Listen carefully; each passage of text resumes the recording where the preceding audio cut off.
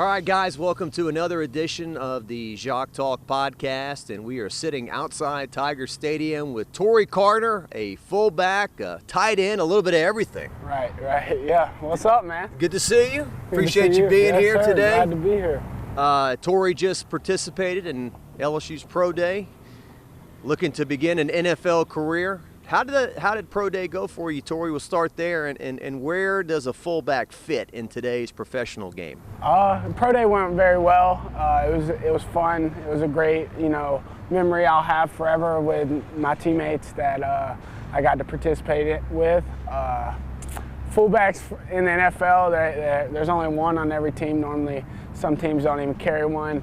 But mostly a fullback in the NFL is versatile, which I feel like I'm very versatile in my game. So I think I'm ready to go. I'll be fine at the next level.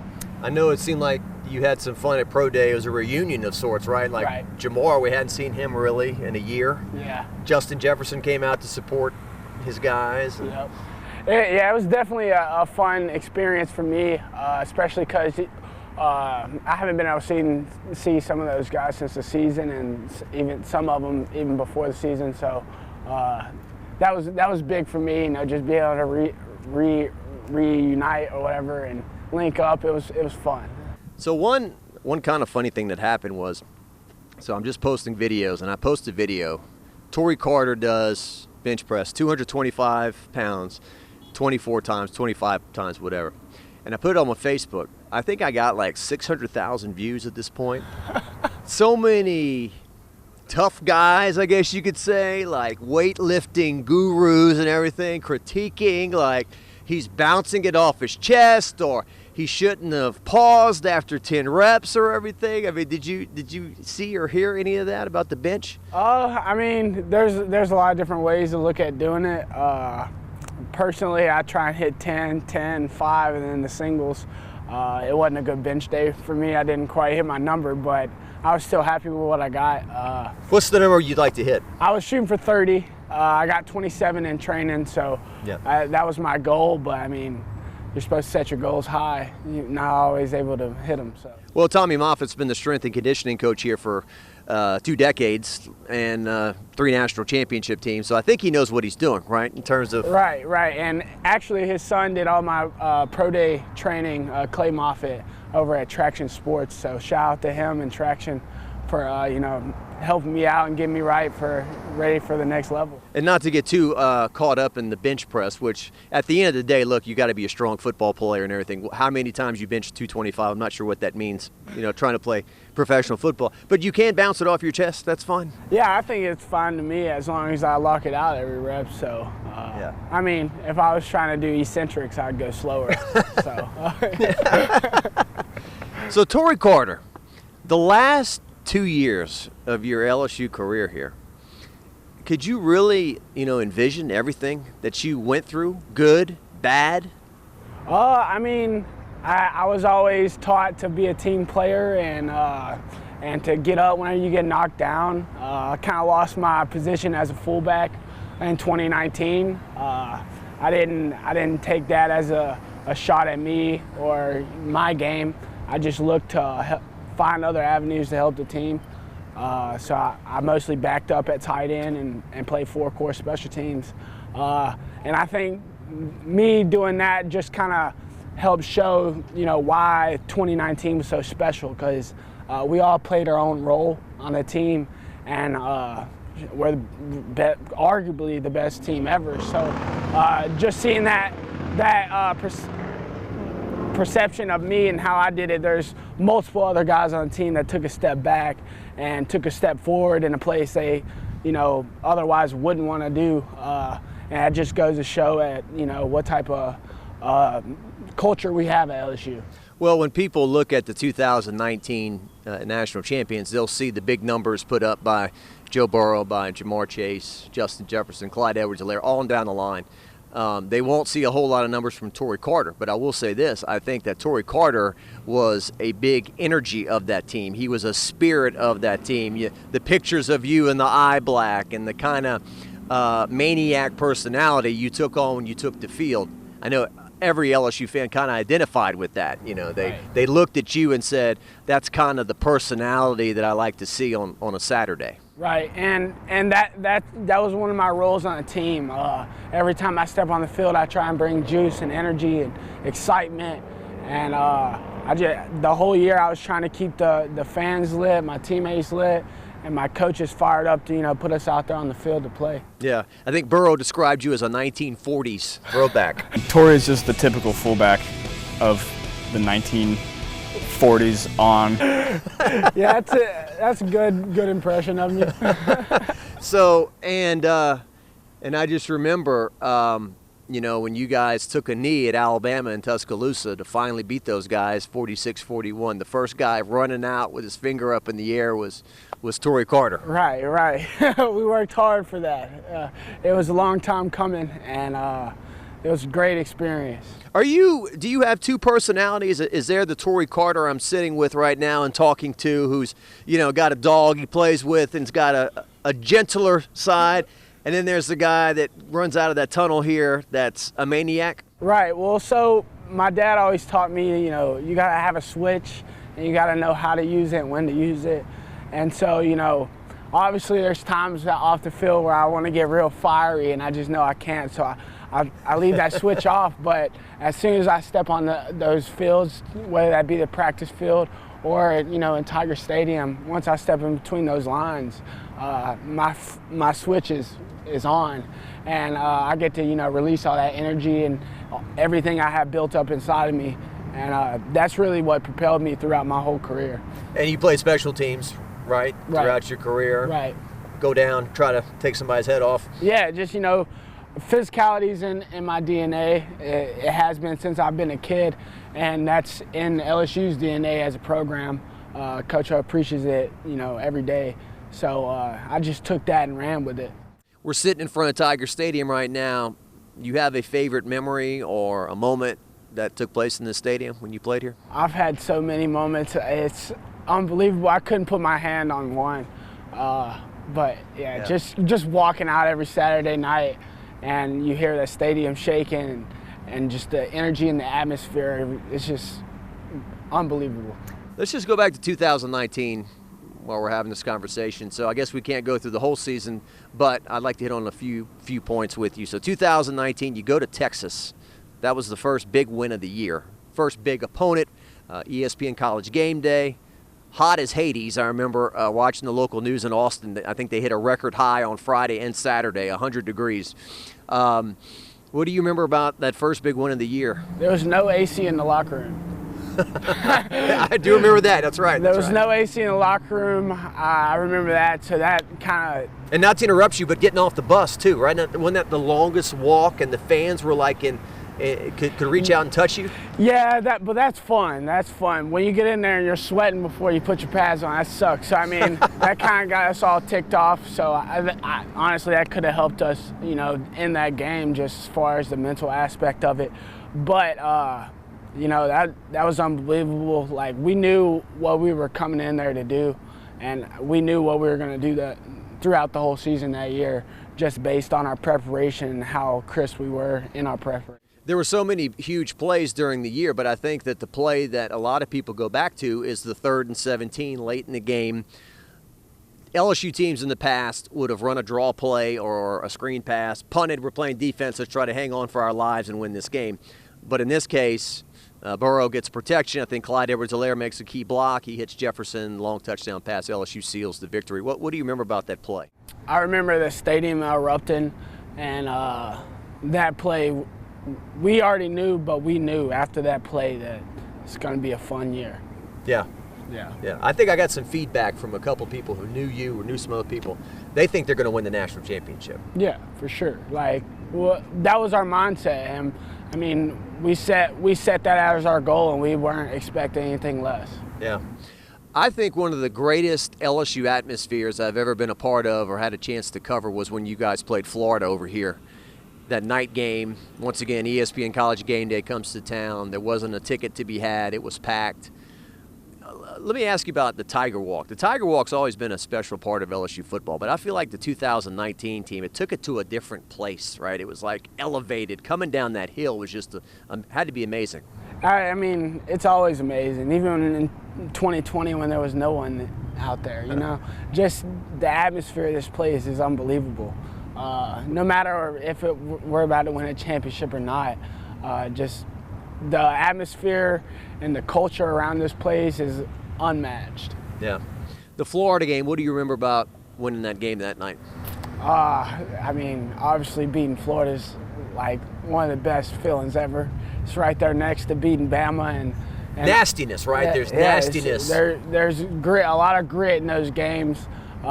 Great program, hard-fought battle, and that was a big one for us to, you know, make that next step as a team. Once again, another case of we're putting our foot on the gas the whole time.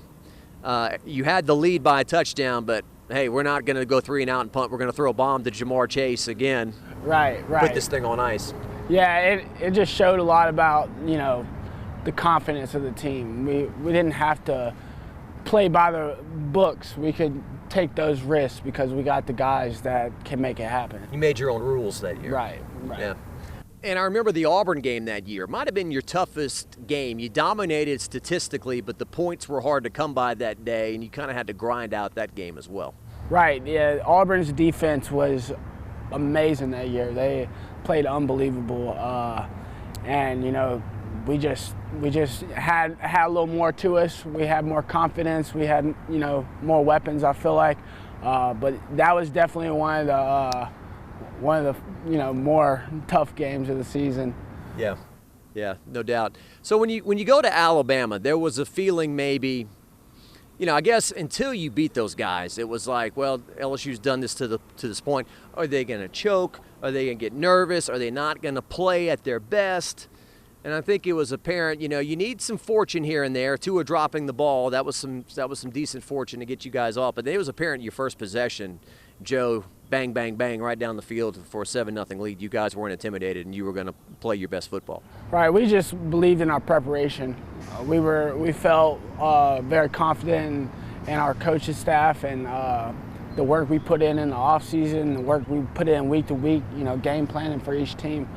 We just took it as another team, but you know, when you're playing that red team, like there's a different mindset that goes into it. There's more jewels on the table.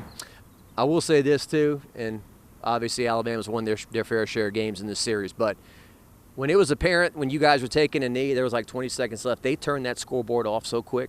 I mean, they did not want anyone taking pictures of the 46-41 score. I mean, it's like, you know, shut this thing off. You know, let's get out of here. That's the things you don't see when you're out there fired over. You just won. And your fans that day, you ran and celebrated with them. That had to be a great moment. Hey, we finally did this. Yeah, right there by the student section and all our families. I got to have some very special moments with my family and friends. Yeah. It was an awesome experience. Texas A&M, that regular season finale, the year before you played that 7 overtime game, you threw a touchdown pass. I caught one from Clyde. You caught, Clyde that's right. Threw it. That's right. I had a broken hand on that play, actually. Yeah, whenever Clyde threw me a touchdown, I broke my hand 2 plays before, didn't know it. Is that right? And so the adrenaline and everything, you just don't. I just thought it was a bruise. I pulled it off and it was messed up. So, but you played the rest. Did you play in the Fiesta? Yeah, I played in the Fiesta Bowl. I had surgery on that Monday, and I had a club for the whole bowl practices. It's quite interesting. You're not catching many passes with a club, huh? Matter of fact, I caught a lot of passes with that club at practice. Did you really? Did I get one in the game? No. But I got good at catching with it. If I remember right, yeah, Burrow threw for almost 400 yards that game. He was chunking it to number 1 and number 2. Right. Some of those guys. But what was it like when you guys really just unleashed the fury on them that night? I mean, it was a long time coming. That game, I feel like, propelled us into the season we had in 2019. We had a chip on our shoulder the whole year. Yeah, when you beat them 50-7 here, what was, that? I mean, it's not like we didn't know we were going to beat them bad, but it was just kind of like, yeah, That's for last year. But you saw the cups they made and stuff like that? Saw the cups, the rings, all that. But, I mean, at that point in the 2019 season, we were just getting our revenge and getting out. Yeah. Nothing more, nothing less. Do you remember the SEC championship where Burrow scrambles one way and then he scrambles all the way back the other way and he throws that long pass to Jefferson? Yeah, I do. I watched it from the locker room. You were in the locker room at that point? I was in the locker room at that point. I was in the second half. I got ejected. Oh, you did? I totally forgot that. For targeting? Something like that. So, rock star, folks. You know, hey, it happened. Whatever it was. So you watched it from the locker room. I got you. Yeah, I got you. It was pretty fun watching them beat up on Georgia. Yeah. So when you play, so Joe goes and wins the Heisman and everything, and you play in Oklahoma that day, and Tory, I don't know if I'm ever going to see again an onslaught of offense like I saw in the first half when you guys played Oklahoma. The numbers, the records you broke, you scored 49 points in the first half in a playoff game. This is not playing, nobody's state here in September. What do you remember about that day? It was just another shootout. We had multiple shootouts throughout the season. We came in that game confident like we did every other game. We believed in the preparation of our coaches and the schematics they put together and the game plan that they had for us. And, we just would go out there and execute and play ball. Not really much else to it, We were just having fun, doing what boys do. I know this is a loaded question, but what was it like to be Joe Burrow's teammate? It was pretty awesome. I mean, he showed me a lot about leadership, how you're supposed to do things. He taught me a lot about the game. Just being around a leader like that is contagious, and I feel like he's helped my leadership develop while I've been in college. He was the biggest piece, obviously the most key piece, but looking around, when you're down the road and you're old and gray and you're going to think about, I played with Joe Burrow, I played with Justin Jefferson, I played with Jamar Chase, I had this guy in the backfield named Clyde Edwards-Helaire who they said was too short and not good enough and this and that, and a guy like Thaddeus Moss who really at the end of his collegiate career played his best ball and got healthy and was a huge part of that team. Lloyd Cushenberry on the offensive line, Sadiq Charles, so many key members of that team. What was it like just to be around all that greatness? It was amazing, but at that time, they were just my teammates. They're my brothers. I didn't even think of them as them being this great football player. They were more of my brother, my family. It was an awesome experience. I'm so happy and thankful that I had the opportunity to play with all those great guys and learn from them, and just have that relationship with them. That's part of the deal, right? It's like you're so focused on the next thing, right? You never can really relax and enjoy what you're doing, that you're always, okay, what's our next step? What's the next thing we got to do? I heard that from Jamar Chase's parents a lot. It's like, well, we just won a huge game, but we're on to the next huge game. That's kind of the way 2019 was, and good for you guys. You finished the deal and got it all done, but and it was a long year too. Yeah, you think about it. 15 games is a pretty long season for college football. Yeah. You started spring practice back in March. You got the running during the summer. You got camp starting in the beginning of August. It's a marathon. The national championship, the night you beat Clemson in the Superdome. Tory, as somebody who covered the 2011 team, I was a little nervous because, they were a lot like you. They just beat the pants off of everybody, beat Alabama, and then the national championship game, they didn't bring their best stuff and they lost, and you guys fell behind 17-7 early, but I guess there was no nervousness on your part that you... Yeah, honestly, I experienced it early when we played Auburn in 2017 when we were down 21-0. And that's the example Coach O uses a lot, and it's something I'll use for my life whenever I start coaching. Whenever you get down like that, you either have two decisions. You either lay down and die or you fight. So after experiencing that in 2017, I knew the feeling of when we were going to quit and when we were going to keep fighting, and that 2019 team had no quit in them. And I just had faith, that we weren't going to just sit down and die. We were going to sit there and fight the whole game. So there was no doubt in anybody's mind. When the confetti falls and you're celebrating and all that, is there a feeling of, is this real? Is this really happening?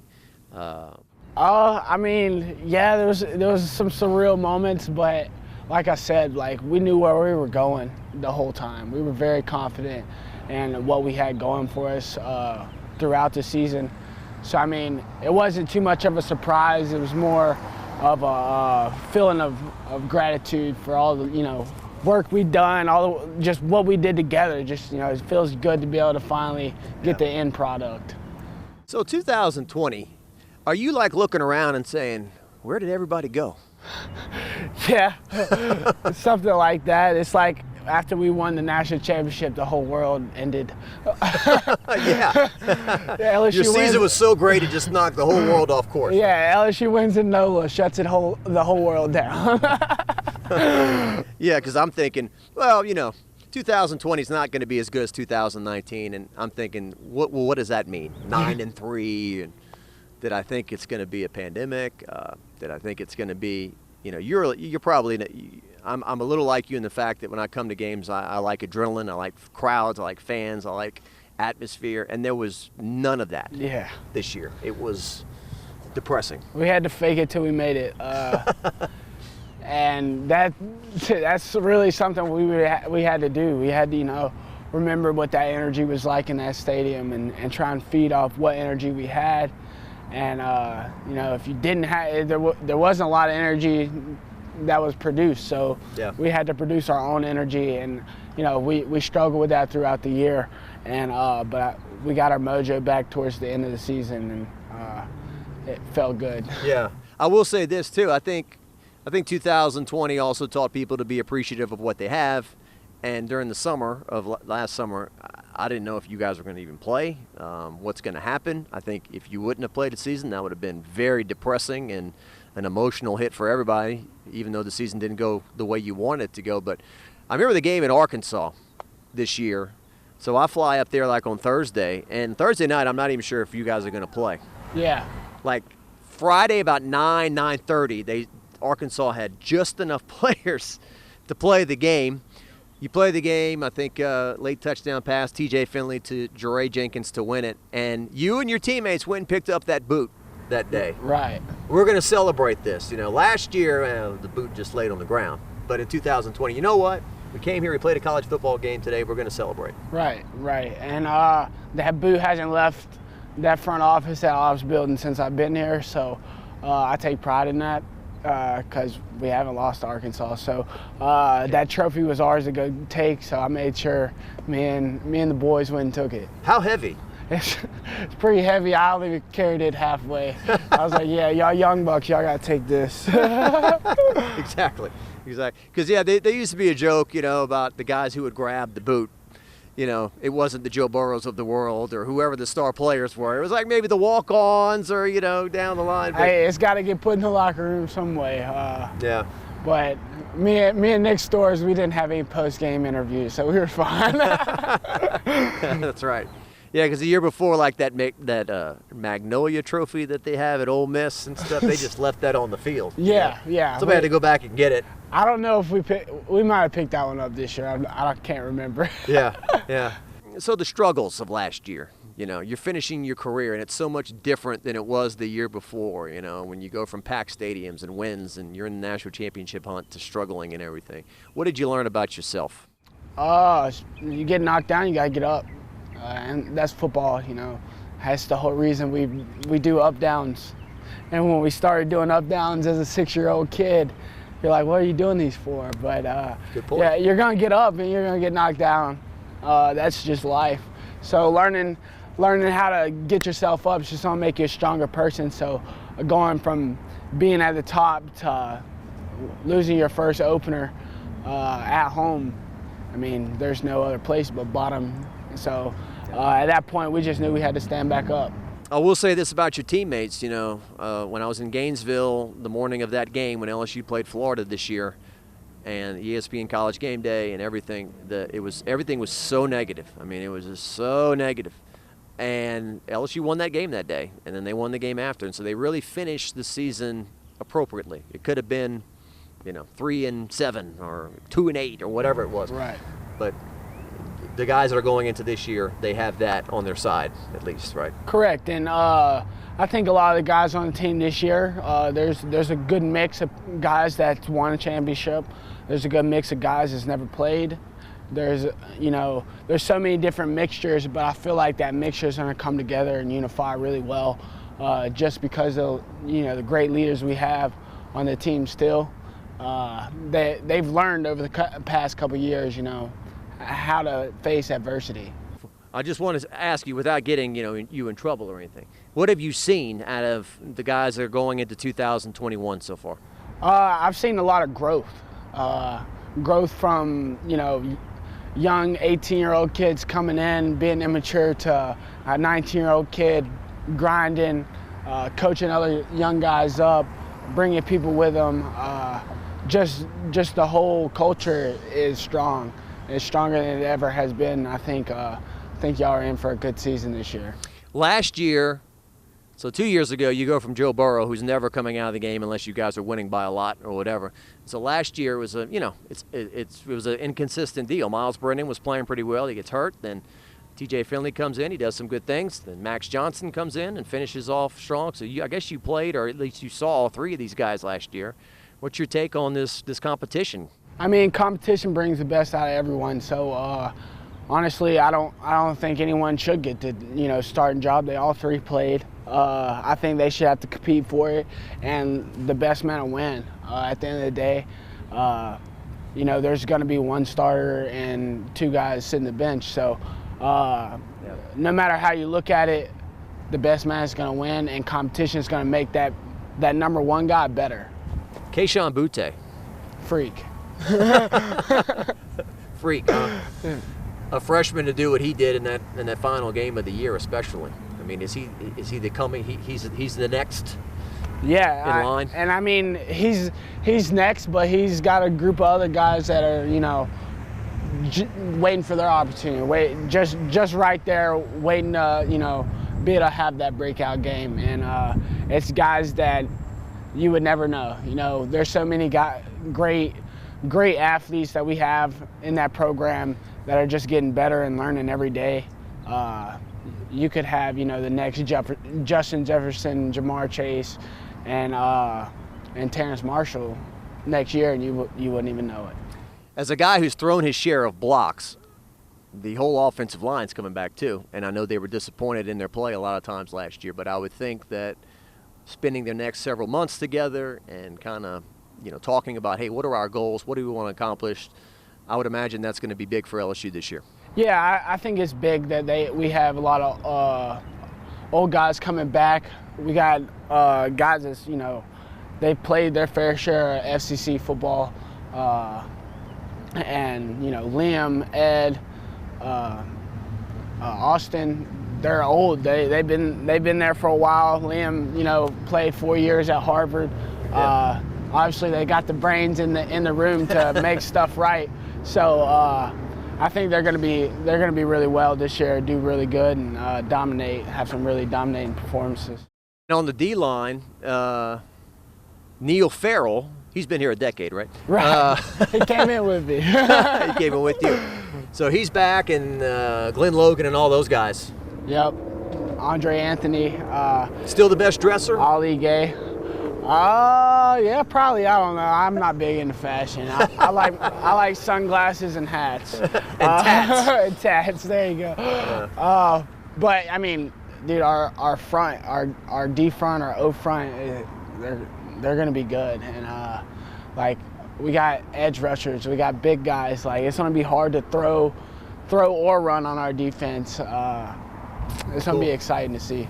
And nothing against the coaches who stepped out and are no longer on the staff, but obviously LSU made a concerted effort to change their staff, to make it younger, to make it more diverse, to make it, I guess, more identifiable with players, hiring these younger coaches. You got any sense of these new coaches? Yeah. Coach Pete, I've met with him a lot. DJ, DJ was here in 2019, and I spent a lot of time with him then. I'm excited to see what they have. You know, they bring a lot of energy. They bring a lot of new things. You know, just creative thoughts and different ways to, you know, make plays and make things a little harder on the defense. I'm excited. I think he's going to use personnel's different groupings of guys to make something shake. 7 days in a week, Tory Carter, how many days of the week do you wake up ticked off? 1. Try and make it 1, but you know, some days I have my days. Game day. Game day, yeah. I try and conserve all my energy and let everything that doesn't go right just sit and dwell for Saturday morning whenever I wake up. And then unleash. Right. So hopefully this fall you'll be on some NFL team and you'll tweet out in the morning, woke up pissed off today. Most likely. I mean, I might wake up pissed off twice a week next year because I'm going to have to get my boys right. Good point. So I'll have to wake Tiger Nation up. And I'm not going to ask you about all the stuff. There's a lot of negative headlines going on right now. But do you think these guys are intent? And these guys, they don't have anything to do with that, you know, a lot of those headlines that are going on. You think these guys are intent of, you know, creating some positive headlines moving forward? Correct. Yeah, I really do. A lot of the, you know, negative aspects of the culture of LSU, they've deteriorated over the past 4 years while I've been here. We recruit good guys. We recruit for character, and you know, there's going to be bad apples, but the culture of the program here, I think, is good. Yeah.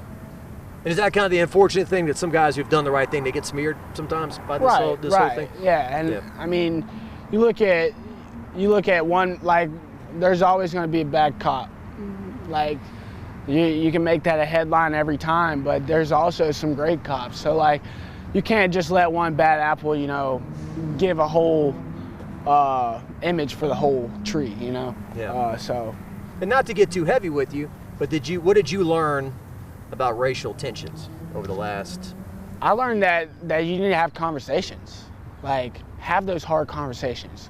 Because, look, both people grow whenever you have those type of conversations, and I learned that just from, you know, talking to my guys. Like, I want to hear, you know, what y'all have to say.